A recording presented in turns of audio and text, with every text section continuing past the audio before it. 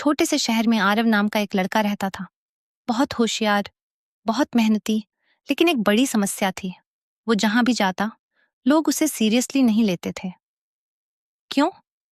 क्योंकि उसका चलने का तरीका ढीला, कपड़े बेतरतीब, बात करने का अंदाज कमजोर और चेहरे पर हमेशा घबराहट। एक दिन आरव नौकरी के इंटरव्यू के लिए गया। उसने सोचा, मेरे पास डिग्री है, टैलेंट है, मेहनत है, नौकरी तो मिल ही जाएगी।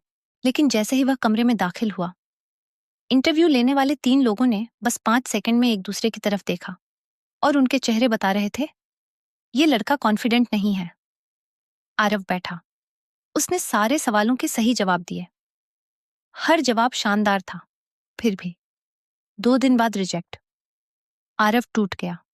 वो सीधे अपने दादाजी के पास गया और बोला, दादाजी, क्या मेहनत और काबिलियत भी कम पड़ जाती है? दादाजी मुस्कुराए और बोले, बेटा, दुनिया दिल नहीं, पहले चेहरा पड़ती है। आरव चौंक गया। दादाजी ने आगे कहा, आचार्य चाणक्य ने कहा था, व्यक्ति का पहला प्रभाव ही उसके अवसरों का द्वार खोलता है। लोग तुम्हारी पूरी कहानी सुनने से पहले तुम्हारे चेहरे, चाल, कपड़े, आवाज और आत्मविश्वास से तुम्हारा फैसला कर लेते हैं। उस रात आरव सो नहीं पाया। उसने पहली बार खुद को आईने में गौर से देखा। उसे समझ आया, समस्या उसकी काबिलियत में नहीं, उसकी प्रस्तुति में थी। अगले दिन से उसने खुद को बदलना शुरू किया। चलना सीधा, कंधे ऊपर, आंखों में आत्मविश्वास, साफ सुथरे कपड़े, बोलने से पहले हल्की मुस्कान, और सबसे जरूरी, अपने अंदर की घबराहट पर कंट्रोल।